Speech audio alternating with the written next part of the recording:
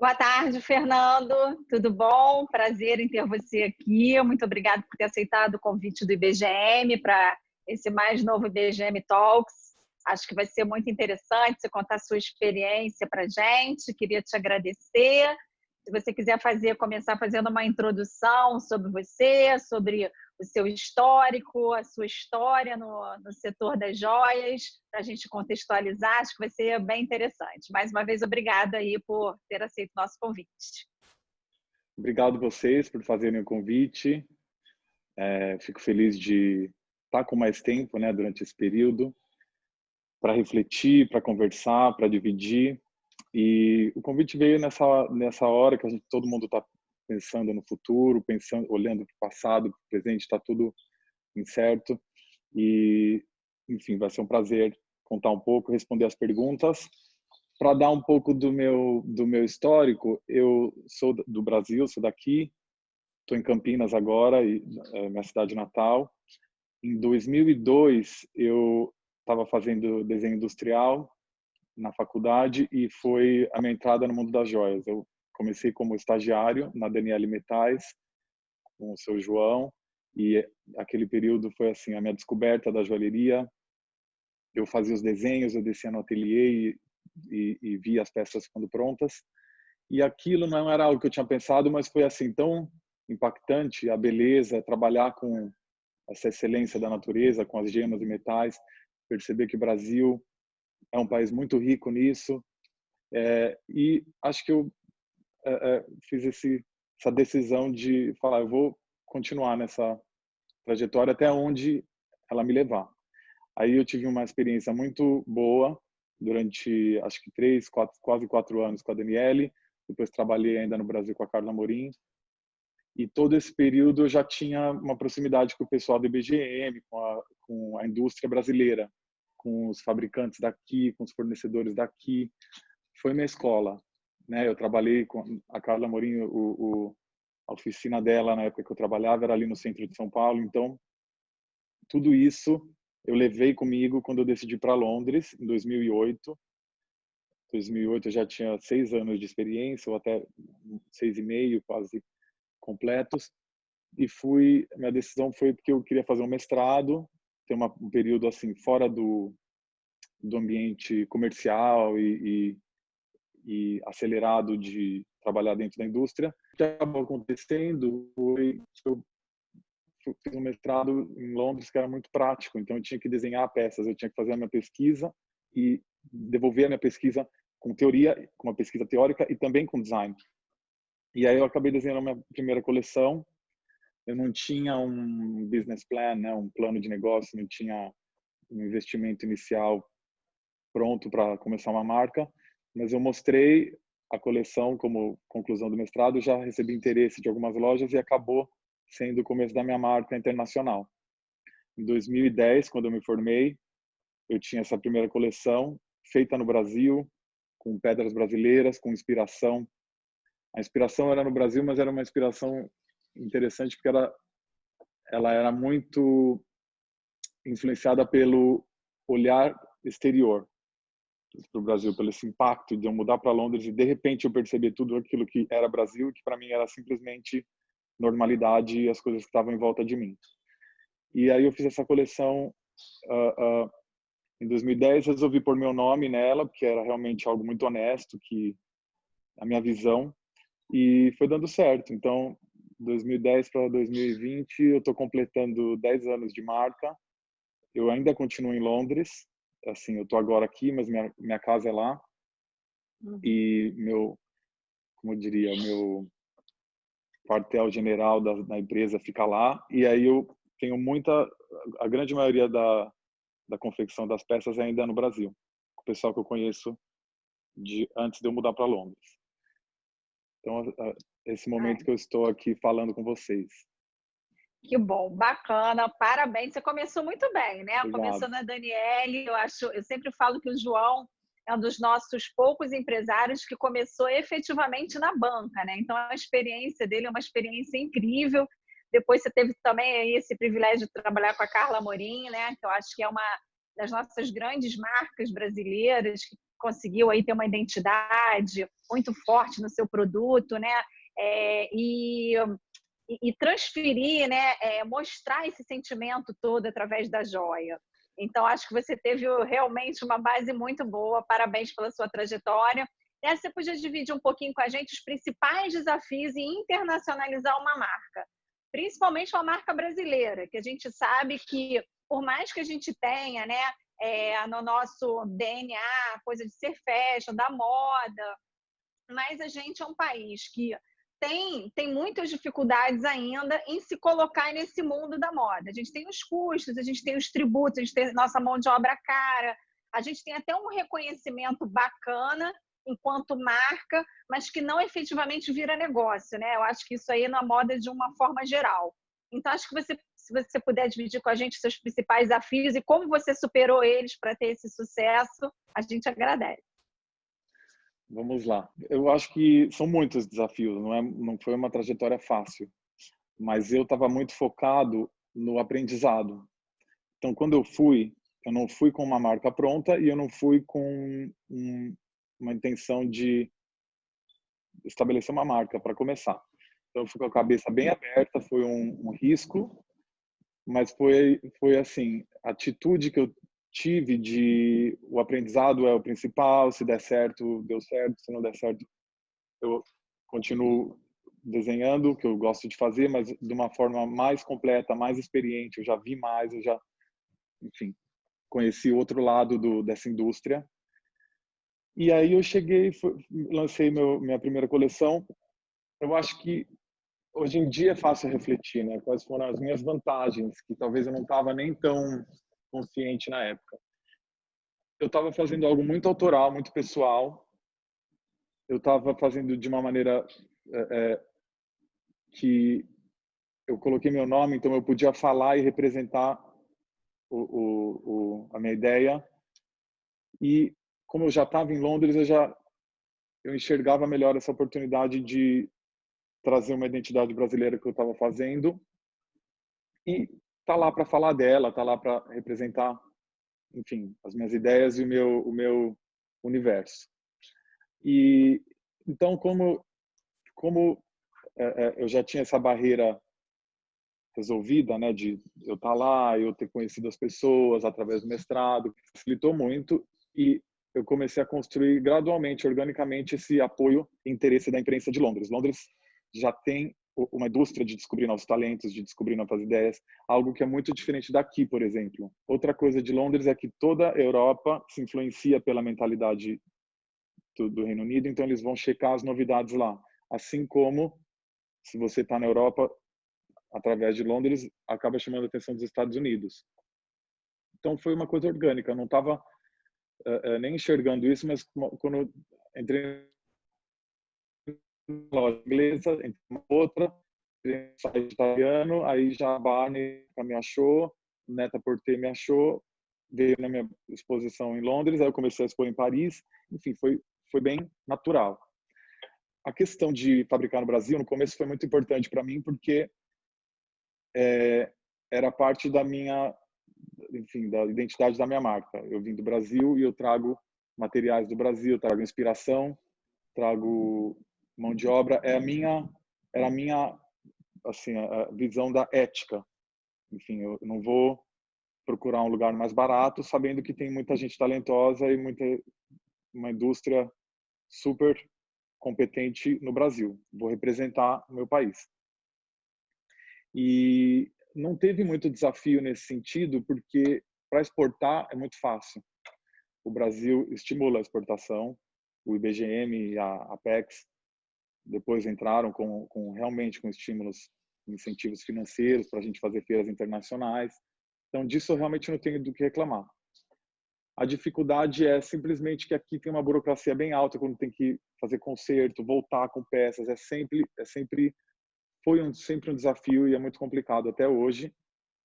Algo que, enfim, eu me disponho até a conversar com o IBGM e tentar fazer uns estudos de caso para ver se a gente consegue melhorar esse fluxo de ir e vir. Porque, como a minha produção é aqui, a gente depende dessa abertura, dessa entrada e saída do que é feito aqui. E para outras marcas, assim, como eu não estava, a sua pergunta cobriu a questão de como fala, levar para o exterior uma marca, Internacionalização da marca, é. internacionalização da marca. Como ela, na minha visão, ela já nasceu internacional, os desafios foram mais contornáveis. Agora, marcas brasileiras que têm que se internacionalizar, eu aprendi uma coisa durante minha educação em Londres. Só queria dividir porque eu acho que foi muito importante, ainda é muito importante. E eu vejo que no Brasil não era o jeito de pensar. Aqui a gente é muito criativo e é estimulado para ser mais criativo, para oferecer mais, para expandir a nossa oferta, e às vezes a coleção fica enorme e com muitas opções. Em Londres, mesmo como identidade criativa, não é nem como produto, eu aprendi que o que você não faz é tão importante quanto o que você faz. Então eu não fiz todos os estilos que eu gostava. Eu desenhei tudo, mas na hora de lançar eu lancei algo muito focado. Você aprender, você mesmo ler o que as pessoas, o que é a sua marca, ver se o design fala essas palavras-chave que você quer transmitir, e em cada coleção você fazer esse exercício de saber se ela tem a ver com a sua marca, se ela está representando o seu DNA, sua identidade de uma maneira nova, e não colocando mais produto no mundo só porque está todo mundo fazendo isso, está todo mundo fazendo aquilo, porque é aí que eu acho que muita gente se perde, e é aí que vira uma dificuldade muito grande de identificar o que cada marca faz. Então as pessoas olham para as indústrias brasileiras, falam, não sei qual que é qual, não, todas são mais ou menos coloridas, então acaba que não cria essa identidade. Então acho que essa criação de identidade através do design foi algo que me ajudou a romper muitas barreiras.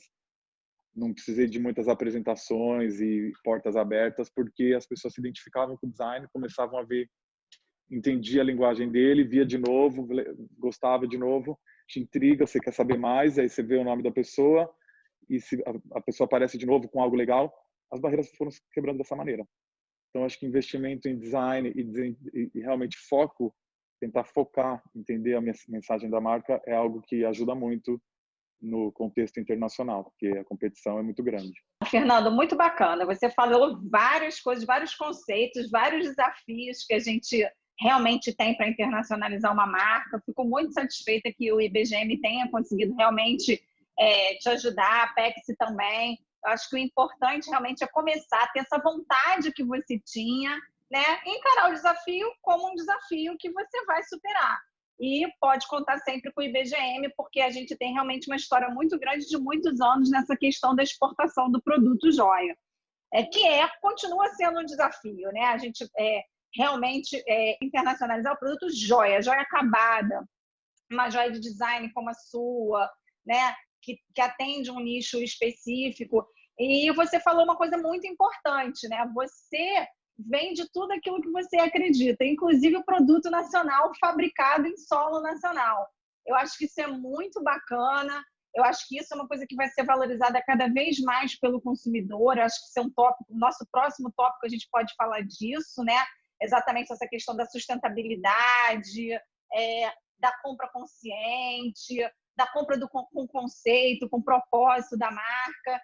E você falou uma coisa que a gente vem aqui realmente já discutindo há alguns anos no Brasil, que é uma discussão da moda inteira, que é a questão do fast fashion, né? A gente já atravessou aí uma fase de fast fashion que o importante era ter uma vitrine com diversos produtos, mudar a cada momento, mudar a cada mês, mudar a cada suspiro.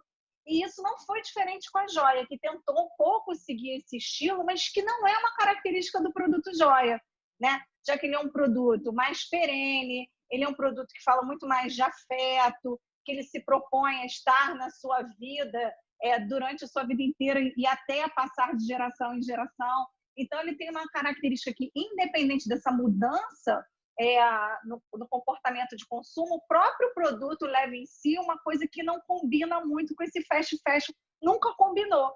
Então, você conseguiu, né?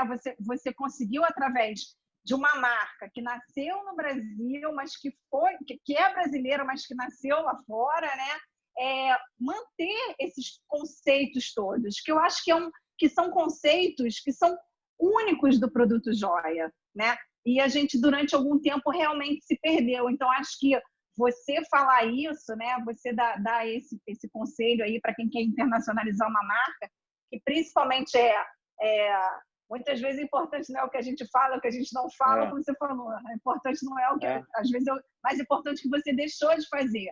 E aí você criou um conceito, você tem uma marca que tem um propósito e você tem um nicho que você conseguiu atingir e ter fidelidade, criar fãs da marca, né? É o que a gente quer o tempo todo, né? A gente quer mais do que clientes, consumidores ou parceiros. Eu acho que a gente hoje quer fãs, né? Que são aqueles que estão ao nosso lado e até nos ajudam a melhorar sempre, porque eles querem sempre o nosso melhor.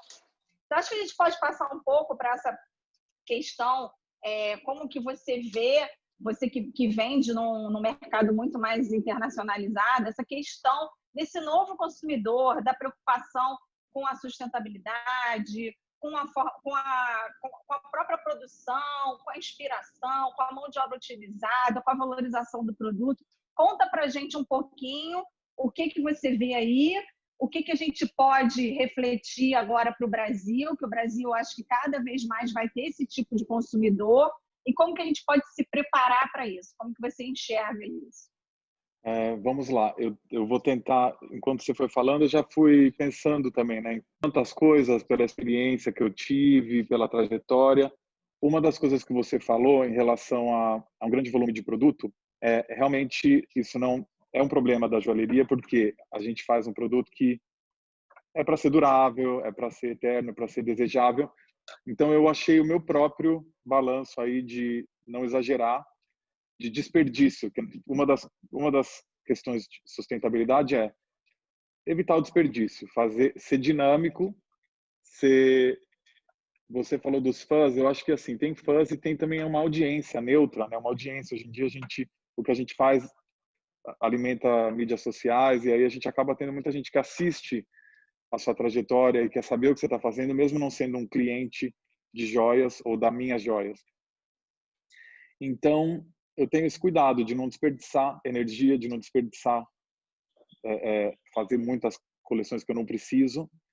E eu criei esse ritmo de fazer uma história nova a cada ano, mas aí agora, a cada ano que passou, eu comecei a fazer um ano, de repente, uma coleção complementa do ano anterior, aí forma um corpo assim interessante de peças, aí eu mudo para um novo movimento, uma nova coleção. De vez em quando resgato uma coisa anterior e trago para uma coleção também mais modesta, para só complementar o que eu já tenho. E realmente, das 10 coleções que eu lancei, nenhuma virou obsoleta, nenhuma ainda saiu de linha. Obviamente, algumas peças um pouco mais difíceis de vender, eu vendi, fiquei feliz, elas não sabia que eu ia poder vender repetidamente, então eu fui editando. Então hoje a gente tem um arquivo das 10 coleções ainda, com uma coleção nova sendo feita a cada ano para reenergizar, reinjetar interesse no meu trabalho, no que eu faço e as clientes que já compraram poderem voltar e comprar algo novo. Aí entra essa questão da minha presença no mundo internacional e como ele está se transformando rápido, né? Eu comecei em 2002, como eu falei, então já tem um bom tempo que eu estou na joalheria. Quando eu mudei para Londres, acho que logo antes teve uma crise mundial financeira e tudo mudou. O valor do ouro disparou, mas ao mesmo tempo a valorização da joia como produto no mercado do luxo ficou muito maior. Enquanto a gente tinha um período que eu estava no Brasil que se falava muito, nossa, por que as bolsas, os sapatos têm mais interesse do que a joia hoje em dia, né? Acho que a joia estava um pouco estagnada, não estava com uma versão moderna. E eu entrei nessa onda. Eu era jovem já, eu trabalhei numa joalheria clássica e aí eu quis chegar em Londres e rejuvenescer. E no começo foi muito interessante. Foi assim, a joalheria por si só já é mais sustentável, porque não é algo de descartável.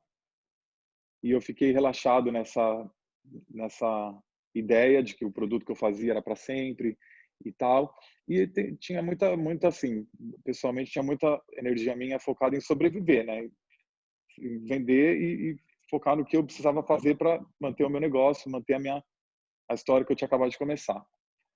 De uns anos para cá, como eu entrei já, assim, digamos, perfurei um obstáculo ali, entrei num patamar de marcas jovens, independentes, que estão falando com um consumidor novo, esse consumidor está rápido. E aí a gente tem, na moda, em outros setores, falando da transparência, né, de onde vem o seu material, quem faz, a preocupação da sustentabilidade, como fala estou falando a palavra talvez em Sustentabilidade. português, sustentabilidade e do lado ético. Então, o meu lado ético é fazer no Brasil.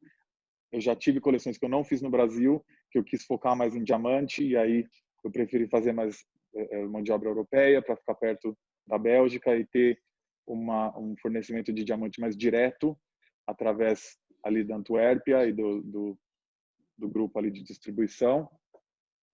E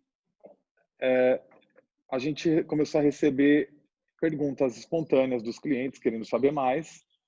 Tem uma parte da história que eu falo abertamente, que eu sou muito orgulhoso, que é, eu sei quem são os ourives que fazem minhas joias, eu conheço, eu tenho uma relação pessoal com todas as oficinas de lapidação. Eu já fui visitar Minas e é uma coisa que eu estou mais interessado em fazer, descobrindo mais para poder contar a história para o meu cliente com muita propriedade. E uma das coisas que a gente está enfrentando agora é assim, com transparência em tudo, né? Nos diamantes, eu estou simplesmente desviando do Brasil, porque é complicado, porque a produção de diamante, que é mais acessível para a gente comprar em escala comercial, vem da Antuérpia, pessoal da De Beers. Então, como eu estou na Europa, acaba ficando mais simples do que comprar de alguém daqui que veio de lá. Com as pedras brasileiras que eu uso, caso a caso. Então, o IBGM me ajuda a achar o melhor fornecedor. Se eu estou procurando esmeralda, paraíbas, turmalinas, enfim, aqui é uma coisa caso a caso e aí você consegue ter essa relação próxima de quem está fornecendo. Com o ouro, existe uma discussão no mundo hoje em dia. Apareceu uma organização que é a Fairmind, que está começando a colocar um selo de aprovação, né, dos processos, do impacto socioambiental, das garimpos que eles usam, dos mineradores que eles usam, e é algo que não tem no Brasil. A regulação do Brasil foi para proteger dos garimpos ilegais no passado, e hoje em dia a gente não consegue ter, através das DTVMs que a gente compra o ouro, nenhuma certificação. Um Então, certificado de origem, né, que você fala, como certificado o de origem. Kimberley, por exemplo. Exato, ainda mais quando a conversa começa a sair da indústria joalheira e começa a ir para o mundo, enfim, o que está acontecendo na Amazônia, com as populações indígenas, e aí tem garimpos ali, então as clientes preocupadas com ecologia, que é a nova geração de clientes, todo mundo está Claro, preocupado, nós estamos preocupados. claro, claro. Então eu tenho esse desafio pela frente de tentar entender como fazer isso, como trazer para o meu trabalho. Eu prefiro não levar para frente da minha marca essa conversa como uma ferramenta de marketing, falar, olha, eu sou sustentável, pode comprar de mim. Eu simplesmente, como eu acredito mesmo, eu acredito na transparência da informação que eu tenho e da informação que eu ainda não tenho. Então, eu simplesmente converso caso a caso com as lojas e explico que a questão do ouro aqui no Brasil não tem como eu ainda certificar a origem e preciso pesquisar bem aí, conversar com vocês, como a gente poderia contornar essa situação. Porque no mundo já se apresentou maneiras de comprar ouro que vem com certificado de origem, que foi feito de uma maneira correta e sustentável, preocupada com o ambiente, com a comunidade próxima dessas áreas de mineração.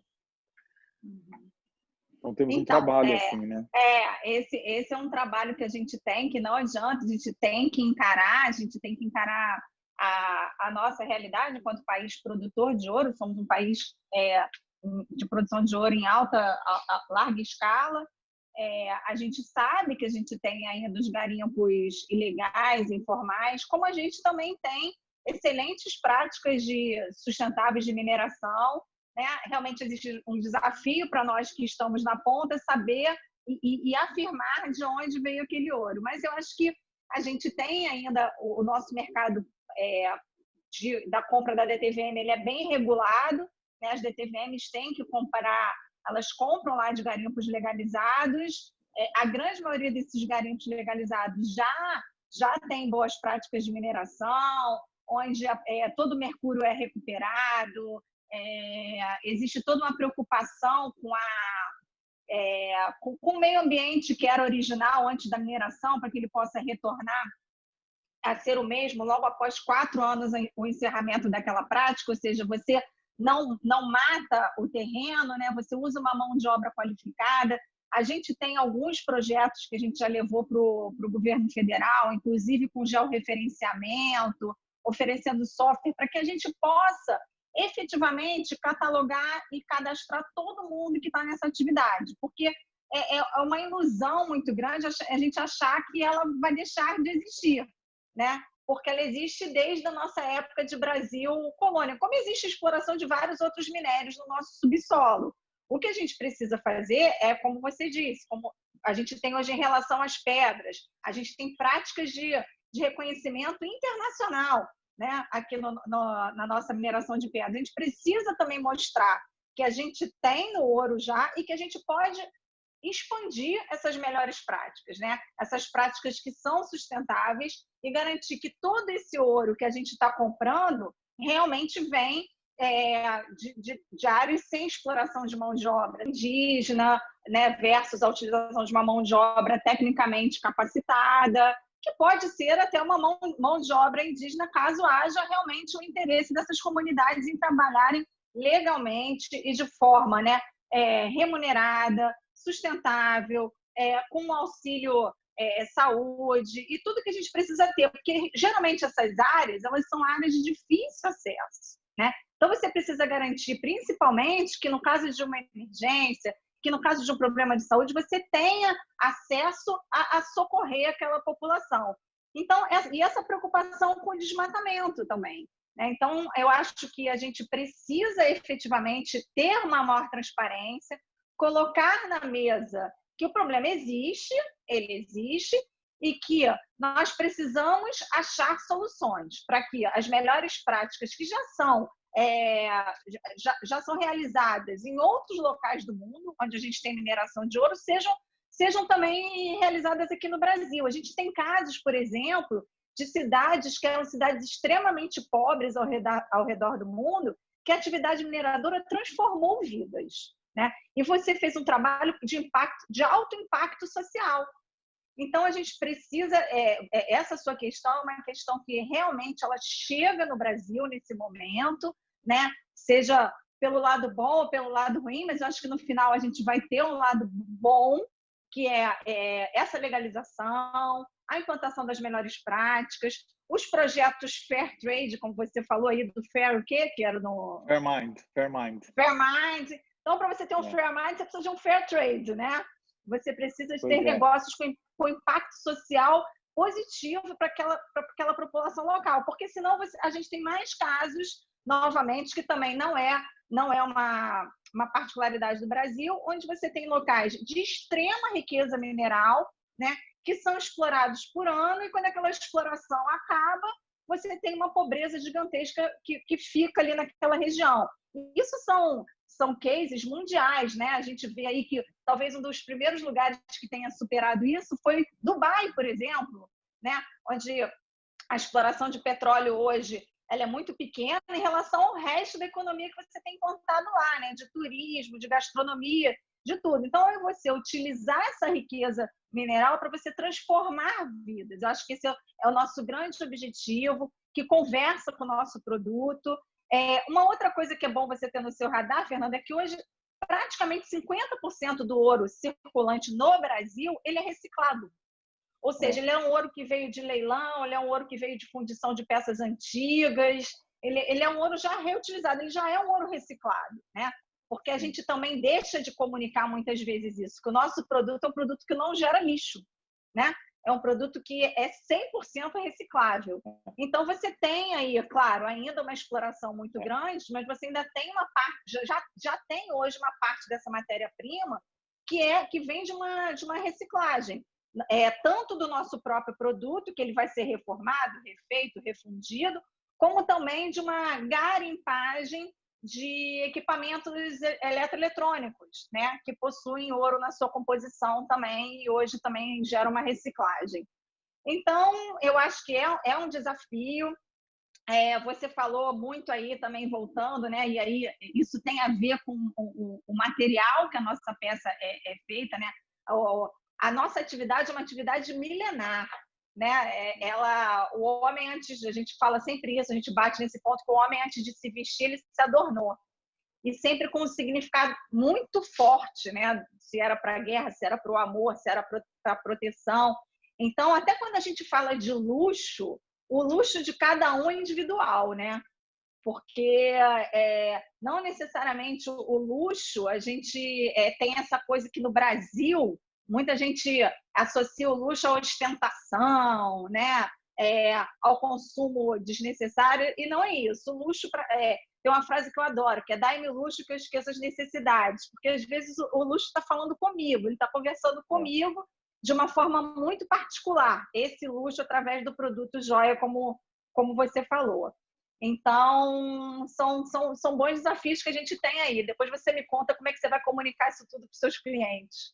Então, essa que eu vou jogar aqui na nossa conversa o meu desafio, que eu acho que deve ser um desafio da indústria brasileira.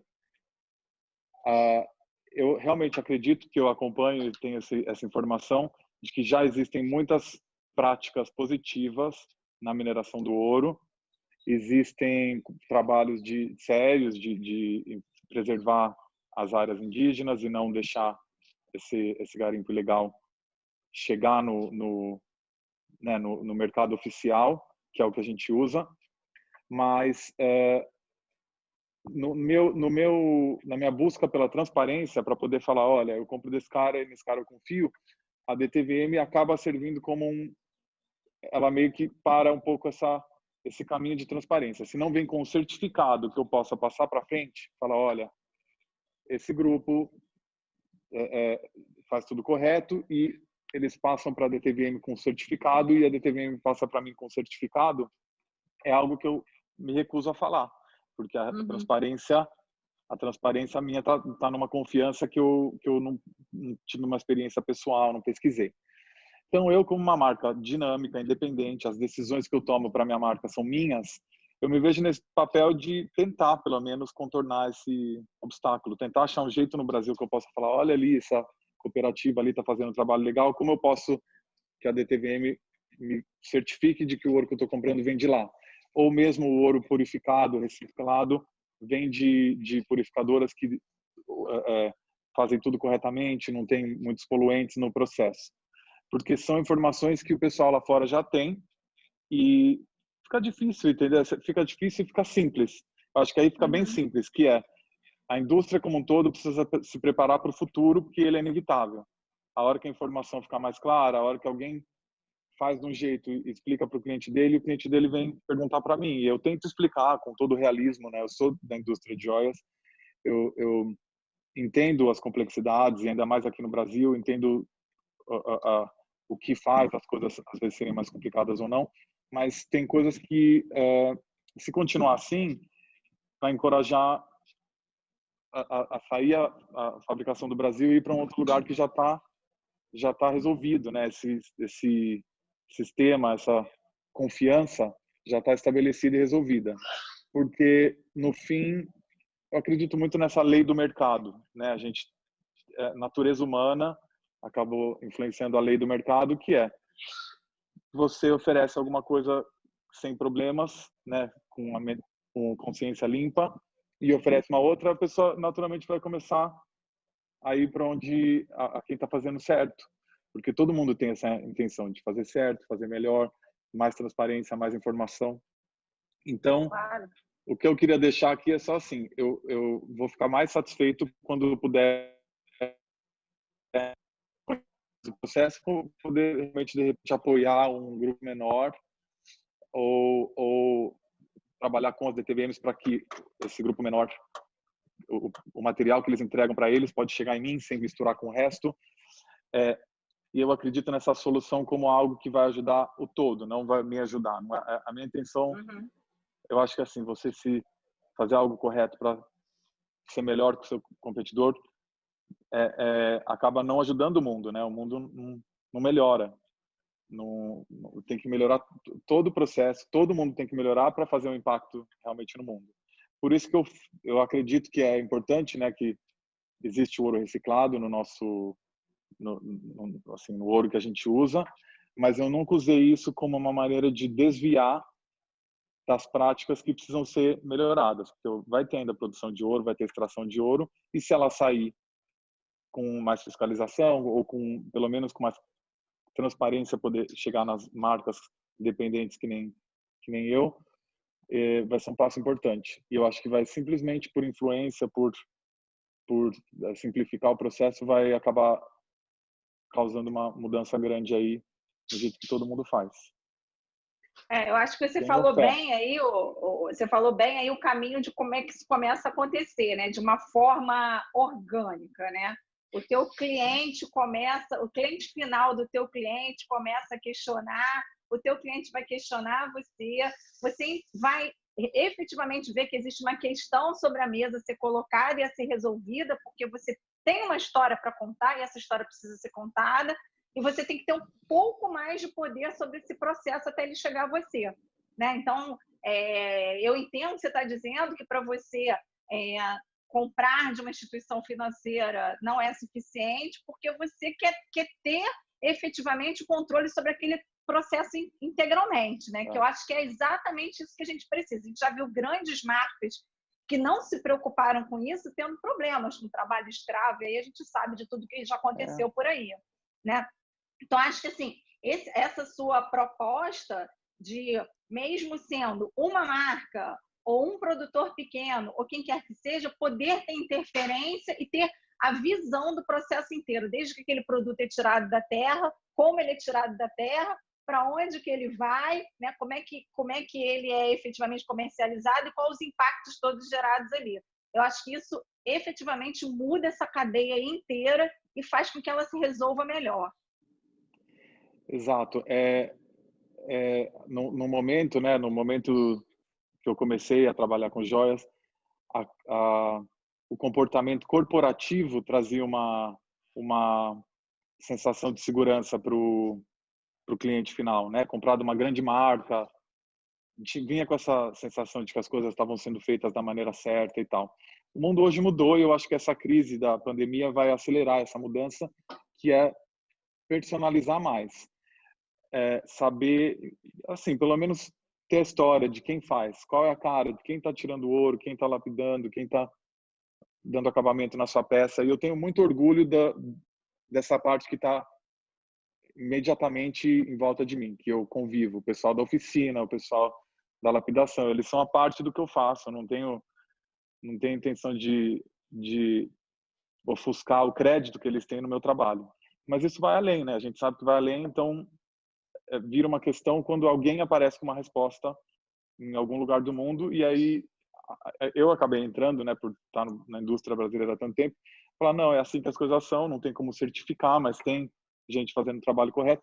Então eu falei, não deve ser assim mais, vamos ver como a gente pode fazer. Eu sei que é um assunto delicado, mas é pro bem de todos, então eu acredito que a questão tem que ser aberta aí. Não, com certeza, com certeza. Eu acho que você tocou esse ponto, ele está, óbvio que ele está na mesa, está em discussão. A gente tem procurado muito as esferas todas, né? Já tivemos com o ministro de Minas e Energia, já levamos pleito para o presidente, para todo mundo que pode ajudar a gente aí a encurtar esses caminhos, né? E efetivamente ter essas melhores práticas realizadas, porque como você falou desde o começo, não adianta você se vender como brasileiro e não fabricar no Brasil, né? A sua história tem que ter Não. uma coerência, porque você não consegue mais fingir alguma coisa. Ou você é, ou você não é, né? E a gente também, e nisso a gente fala de todo o processo, toda a cadeia do nosso produto, né? Ela tem que ser exatamente aquilo que a gente vende, ela tem que ser cheia de emoção, cheia de carinho, cheia de afeto, que é o que o nosso produto representa, perene, sustentável, e a gente tem tudo para fazer isso. Eu acho que essa sua provocação de nós termos mais acesso a todo o processo me agrada muito. Gostaria de Tá bom. agradecer você essa provocação e essa contribuição. Eu vou continuar em contato com o IBGM. Foi no meus últimos anos de estando à frente da minha marca e a marca fazendo um sucesso, eu tendo que viajar, foi uma questão que me incomodou porque ela acabou ficando, né, parada ali. Ela ficou meio, alguma hora eu preciso perguntar mais, né, como dá para resolver, tentar buscar maneiras de esclarecer quem pode me ajudar a esclarecer. E foi até aí que essa pausa que a gente está vivendo com isolamento vai ser um lado positivo, que me deu mais momento para reflexão e pesquisa, e entrar em contato e provocar conversas importantes. E como você falou da natureza do nosso produto, da joia, tem essa atenção mesmo, né? Cuidado com detalhes. Se você faz a joia sem cuidado com detalhes, sem carinho, sem amor, sem cuidar, vira algo vazio, e algo que para mim é tão importante que seja realmente completo. Eu não vejo a minha joia como luxo só porque é um produto com pedras raras ou caro. É o luxo porque é a excelência da natureza com com assim um design com significado, com ponto de vista. Não dá para Muita técnica manual, muita habilidade manual, né? muita habilidade manual, relevância cultural, tudo isso é importante. Exatamente. E eu acho que é isso. A gente está passando por, né, um momento de valorização da indústria nacional, e a gente tem que ter esse olhar, né? Porque a gente tem praticamente 100% da matéria-prima do nosso produto no nosso solo, e que pode gerar tanta riqueza para tanta gente. Então, e aí acabar num produto como esse, que é um produto que fala de emoção, que carrega em si uma inspiração, uma história, uma capacidade, uma habilidade técnica dos nossos ourives que você conhece tão bem aí, porque você trabalhou no chão de fábrica, né? Como que esse produto é uma escultura, é uma expressão cultural, né? E que vai acompanhar e que acompanha a gente ao longo da vida. Então, eu queria que você fizesse suas considerações finais, e acho que a gente já está no tempo, já falamos a beça. Falamos bastante. Então, vamos para as suas considerações finais para a gente se despedir, infelizmente, mas com certeza teremos outros papos, as suas provocações vão gerar novas conversas entre nós. E é isso, Fernando. Como que você gostaria de encerrar aí? Gostaria de encerrar agradecendo pelo espaço. Eu encontrei sempre no IBGM um suporte para descobrir informação, e nesse primeiro caso em que eu cheguei, que tem uma informação que poderia ser mais clara, poderia ser melhor, eu encontrei essa receptividade, essa abertura para a gente ter essa conversa, dividir com todo mundo, que é o grupo, a audiência que o IBGM tem. Então, acho que é importante também ter a atitude correta, né? Se tem coisas para ser corrigidas no meio do caminho, ou pelo menos melhoradas ou mais esclarecidas, a atitude receptiva à transformação é tão importante quanto.